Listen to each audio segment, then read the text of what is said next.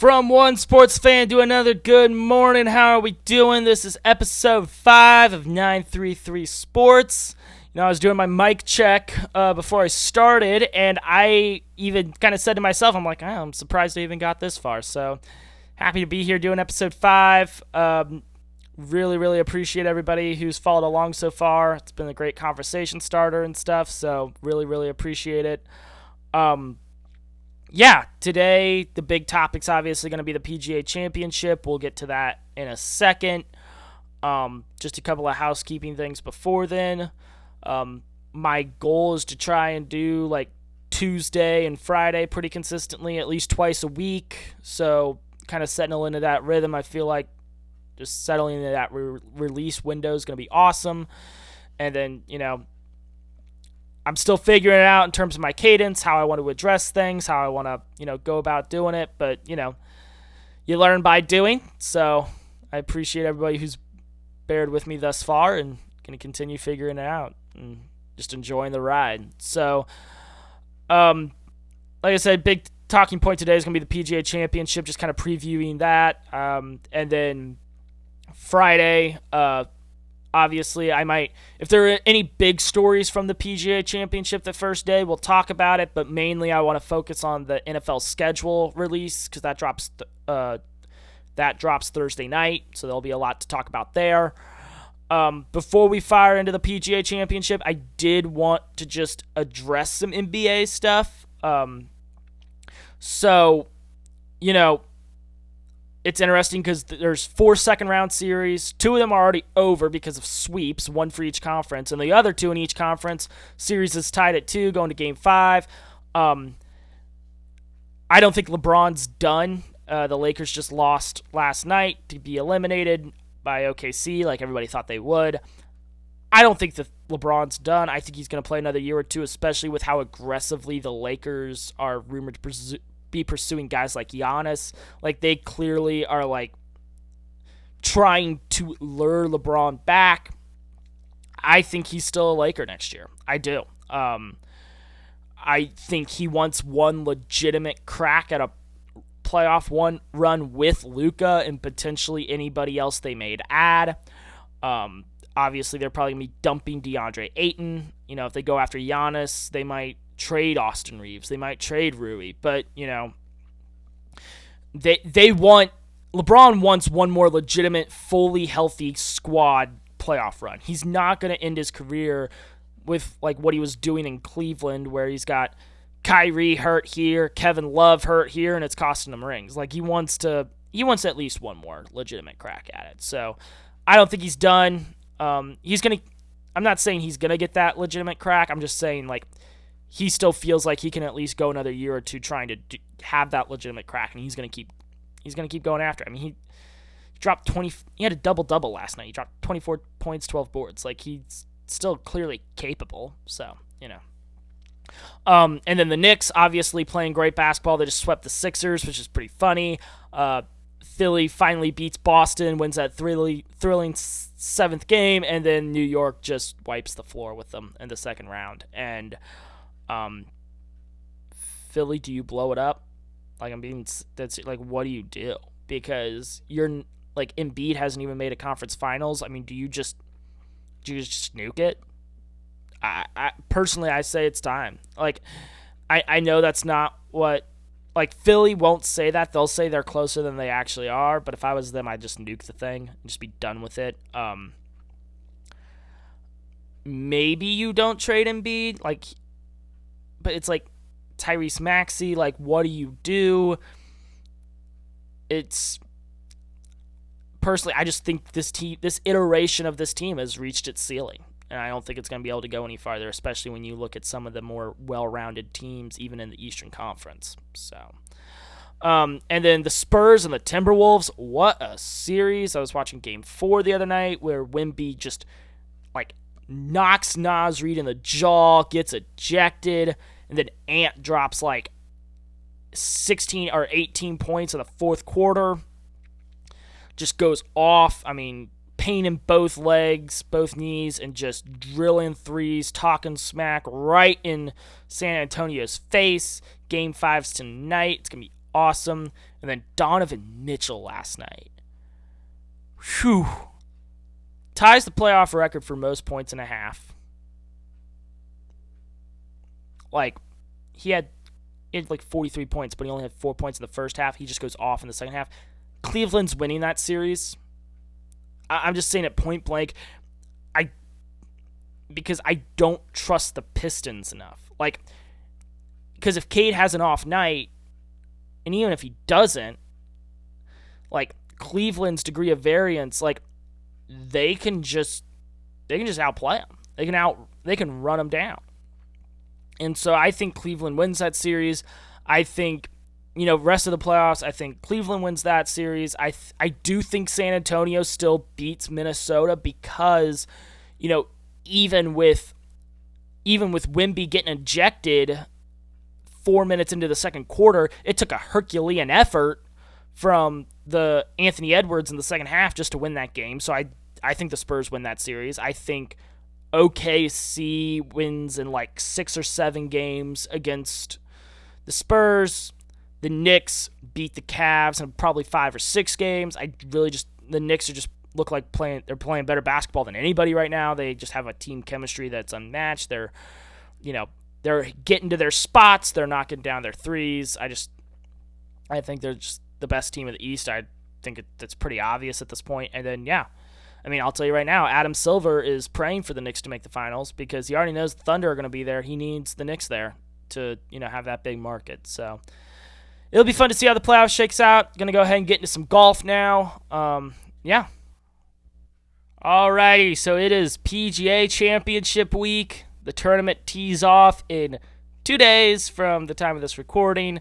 Super duper duper excited about it. It is interesting I say that. It's definitely my least favorite major of the year. I know that's true for a lot of people as well. Masters is the kind of unanimous number one, depending on where you're from. I have the U.S. Open at 2, but them and the Open can be pretty interchangeable in terms of which one you prefer. This one's kind of a distant fourth, but, it's still major championship golf. It still matters. It still counts for career resumes, and for a lot of these guys, it's still a chance to see all the guys, especially nowadays, all the guys from all the tours play together in one big tournament, so very exciting stuff there. A field of 156, which is a lot. Obviously, not all those guys are going to make much of a difference after day one. But, big field. Going to be fun to see who outlasts all of them and gets it done at Arnamink or Aronimink. I'm not 100% sure how you pronounce it, honestly. I haven't looked at a phonetic spelling. So, when Jim Nantz says it on Saturday, I'll probably figure it out at that point. But anyway, just kind of wanted to talk about that, talk about what's coming up this week with everything there. Obviously, it's a big week because it's the first major since the Masters. Obviously, after the Masters, we talk about Rory going back-to-back there. We talk about Scotty making his week in charge. We talk about the collapse of the LIV guys with Rahm and Bryson. I discussed all this on a previous episode, so check it out if you haven't watched that. So going into this major, there's a couple of guys obviously to watch for. First of all, we got to start with Bryson, I feel like, because he is still a sexy pick for a lot of people, especially Vegas odds and stuff like that. And especially in a tournament like this is like, he always plays pretty well at the PGA Championship and the U.S. Open. Pretty consistently. 2 years ago, he was the runner-up to Schauffele at Valhalla. He was, he's been in the mix, top 10, stuff like that at this tournament multiple times, especially in a tournament like this where it's a bigger field, there's more variance. He's just one of those guys that can kind of outlast the field. And it kind of goes back to the Brooks Koepka school of winning majors. Koepka's talked about this a lot. He has 5 majors, all of them being either the PGA or the U.S. Open. And note how it's the 2 with the largest fields. You're really just outlasting the other guys. It's not like the Masters where you have to get birdies, you have to keep up and then pull ahead from everybody else. It's like, especially with this tournament, like if you can just kind of play consistent golf for 4 straight days, or at least the first 3 days, you'll be in the mix on Sunday and you'll be able to make a push for the title. So, especially with a guy like Bryson, that suits him very well. Long drive of the ball. There's going to be a lot of skill variance. So when you just have as much natural God-given talent as him and some of these other guys do, you just kind of expect them to be around come Sunday. I was looking at the course the other day. It's playing as a par 70. 2 of the shorter par 5s are going to play as par 4s, obviously. I saw there's like a 550-yard par 4, which is just crazy to me. But, you think about it, with, these guys are driving the ball close to 300 yards, top guys, and then they're hitting their 5-iron freaking 250, most of them will be parring it. So it is what it is. It'll be an interesting weekend to watch for that, but I do think, I think Bryson top 10s. I do. I said that before the Masters, and obviously, we were all wrong on that one before the Masters, but I legitimately do think he has a good weekend. He's going to bounce back. I think he came into the Masters this year a little cocky, too, after last year. He was kind of riding high still. Yeah, he didn't win it, but, we've talked at length, or at least people have talked at length, about his attitude and his approach to the game. And I think, if you ask him, at least in 3 to 5 years from now, and definitely now, and even still now, I think he would probably still say it, I think he needed to get his teeth kicked in at the Masters a little bit. He needed to miss that cut to just kind of remind himself, hey, I'm not invincible. I still got to put it in. I got to do the work. I have my YouTube channel, but if I want to, my goal is to compete and win majors. If that's the case, that's a grind, and I have to commit to that. So I think that'll be good for him. It was funny. He uploaded a course record video yesterday, and he said it was a great opportunity to prepare for the PGA Championship, which is ironic because the last course record video he did, he said the same thing. He said it was a great opportunity to prepare for the Masters, which was it? Even in the video, his videographer, he was like, so Bryson, do we want to talk about the Masters? He's like, no, we do not. It did not go well. So, I think that's another thing too. He's going to come out hungry. He had when you're such a public figure like he is, and you have such a public meltdown on that stage, you've got to bounce back. You've got to prove that you're still the guy. And so I think he will. I'm not saying he wins. I honestly don't expect him to. But, if he does, great. But I don't really pick guys to win just because, any golf tournament, especially any major, just one errant shot and, all of a sudden you're staring down the whole barrel of a 2-3 shot deficit. And sometimes, depending on who's at the top of the leaderboard, it's just too much to make up. I do want to talk about Rory as well. Obviously, he won the Masters, and now he played last weekend in the Tour. He's played here and there, but he hasn't really played a ton, and who can really blame him? First of all, you're just kind of riding high off the win of the Masters. You get so many FedEx Cup points for that. What's the point in playing in these other tournaments? And plus, too, it's if you're Rory McIlroy, you're a 3-time FedEx Cup champion. You've won just about every PGA Tour event. You won the Players. You won Pro-Am. You run down the list. He's won everything on the tour. And so he's completed the Grand Slam. He has 6 total majors.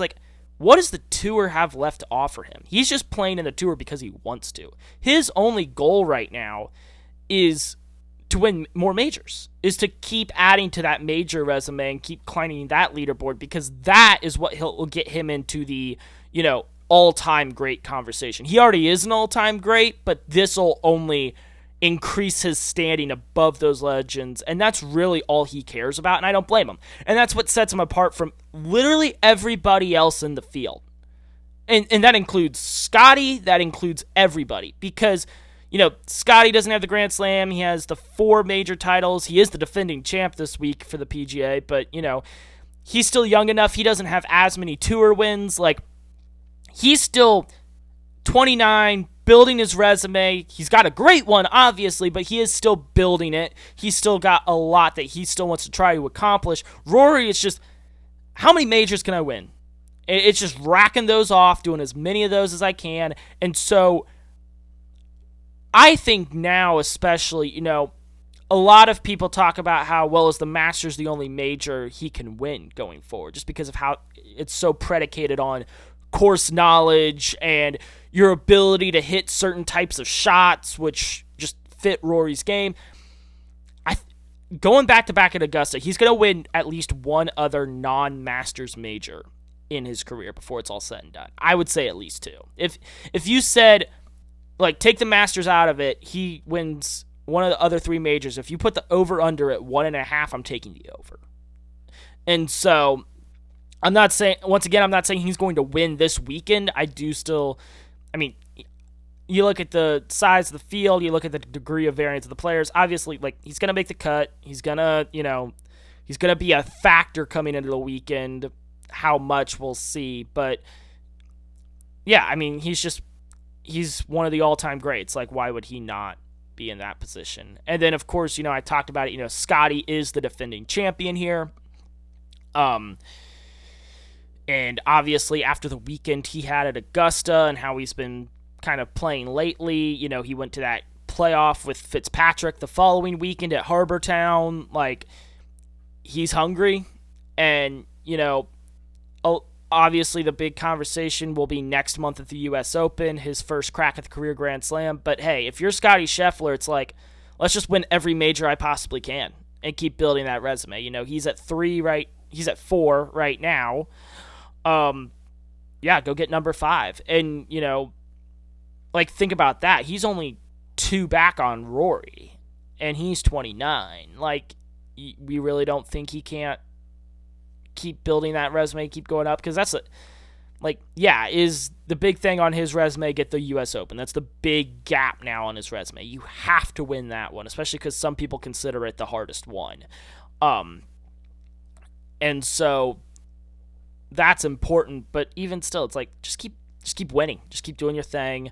He'll obviously play well. I expect him to be top 10 as well. I mean, he's just one of those guys that, and he proved this a month ago at Augusta. You can just never count him out. Doesn't matter how far back he is at any point. He will just flip that switch, as any great athlete in any sport does, and just, he will hunt you down. Like, you don't challenge a guy like, especially in golf, like, you don't challenge a guy like that to come catch me, because he will. Like, he will. He absolutely will. It's like, no, you have to keep building out. You have to keep growing and growing your lead, because otherwise he'll just come in and kick your butt. Another big story, obviously, this weekend, how is Cam Young going to play? He had another PGA win in the past month, which is awesome. But, like, and, coming off, he was in the final pairing with Rory at Augusta. Like, I would love to see him win a major. I mean, I think we all would, and I think he absolutely could do it.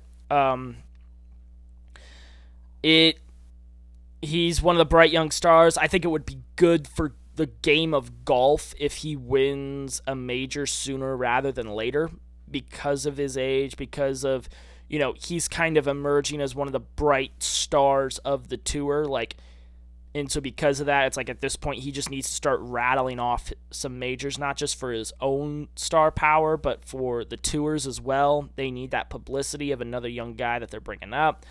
That same goes for Ludwig, same goes for, even Fitzpatrick a little bit. Like, there's a lot of guys that it's like, okay, you've got these tour wins. Some of you have a major or two, but it's time for you guys to start winning more of them and kind of take over, the full passing of the torch, because, the Spieth, JT Koepka era, that's kind of done. Like, I know the big story is, well, can Spieth finally complete the Grand Slam this weekend? No, I don't think he's ever going to win it. I just don't.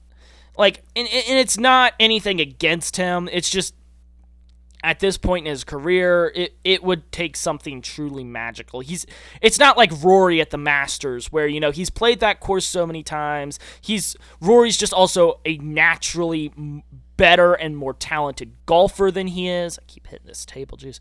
And so at that point, I don't expect like Spieth to ever win this tournament. And Spieth's a great golfer. I'm not taking away from anything. His career resume speaks for itself, but his era, Koepka's era, like Koepka's kind of done winning majors as well at this stage in his career. He'll compete in them. He actually competed more so than I thought he would at Augusta.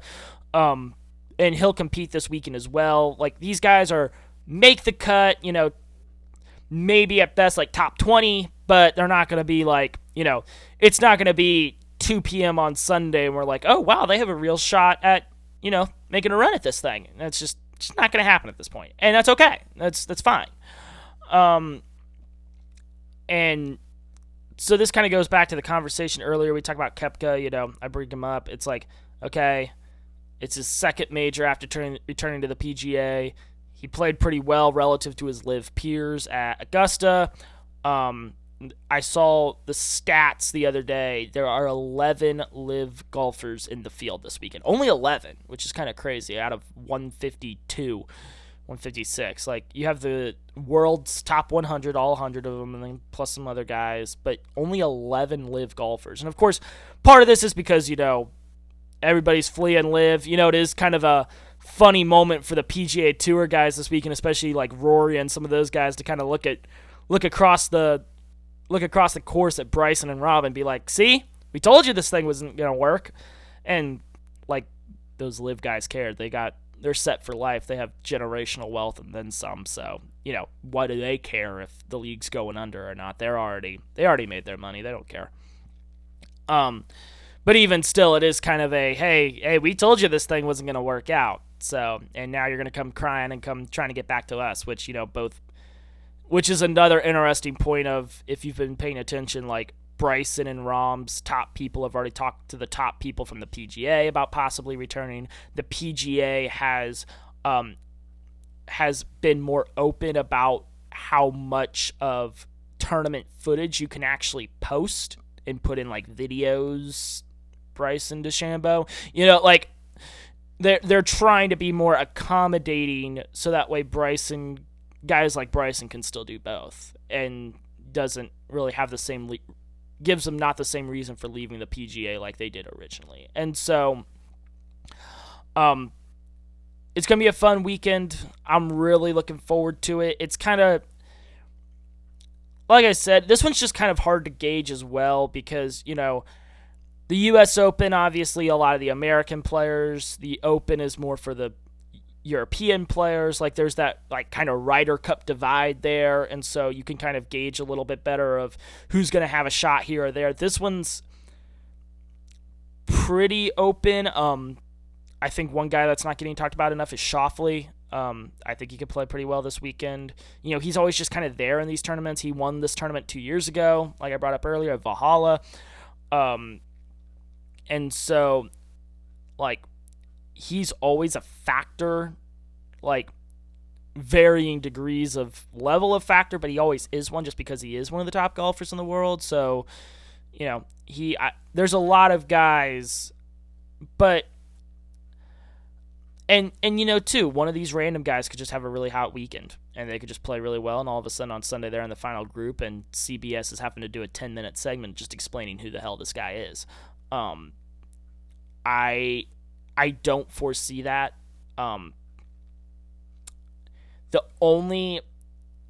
Here's my bold prediction. Cameron Young is the only golfer that I could see winning his first ever major this weekend. If Cameron Young does not win this weekend, it will be a golfer that has won a major before. That's my take. I mean, you start running down the list. Like, even guys like Morikawa, JT, like, you start going down these list of guys, it's like, yeah, they all have a major. And I just think the top guys have just separated themselves so much. Look at the past couple of years. You look at the last, you back up 2 years up to now, the 9 majors that have been played. JJ Spawn at the US Open last year was the only really random, and even then he had been playing a lot of good golf leading up to that. It wasn't the biggest surprise. He had gone to that playoff with Rory at the Players last year, and then because he won the US Open, he was on the Ryder Cup team, and he kind of made a name for himself. He's kind of a bigger name now, and so it's like Cameron Young's made a name for himself. He doesn't have a major, but he's made a big name for himself. I mean, you're in the final pairing at, Augusta. That's kind of a big deal. Like, people care. People obviously watch that, and especially if you're a big golfer, you watch it. So, it'll be interesting. I'm going to leave a butt imprint on the couch this weekend probably because I plan on watching a lot of it. It's going to be a fun weekend. And, there's just a lot of, as much as we think there's variance in these golf tournaments, and Koepka's, this goes back to kind of what I brought up earlier with Koepka's mindset of major winning. Like, the reason Koepka won these majors with these bigger fields, and he said this, is he's like, don't think of it as you competing against 150 other guys, because half of those guys are just simply not good enough to win it. They're just not. Especially you look at like the US Open where there's all these qualifiers and stuff like that. So shrink the field by half. Of the guys remaining, half those guys can't get out of their own way mentally, and so they're not going to play their best. Shrink the field by half again. Now you're at like 30-something guys. And, you get to like the top 30, top 40 guys. It's like, oh, those are pretty good. Well, half of those guys aren't going to have it that weekend. They're just not, because statistically, they're just not going to have it. So at that point, you're competing against 20 other guys. And that's a lot more, like, realistically, like, going into this weekend, now we don't know who those guys are, like, they will reveal themselves in due time, but really going into this weekend, there's only 20 people that can win this tournament. Like, realistically, even theoretically, even if, the 20th guy on that list has a 0.02% chance of winning it or whatever, that's really all it is. There's 20 guys. And that's why I say, again, like, it's going to be somebody that has won a major before. Cameron Young would be the only exception. So, yeah, it'll be a fun weekend. I look forward to recapping it next week because I expect there to be fireworks because, even if somebody just wins it by 4 or 5 strokes like Scotty did last year, it would be somebody like Scotty that wins it, and that would be a story in of itself. So, we'll talk about that, and it's going to be a fun week. Looking forward to it. Appreciate y'all listening. Y'all have a great rest of your day.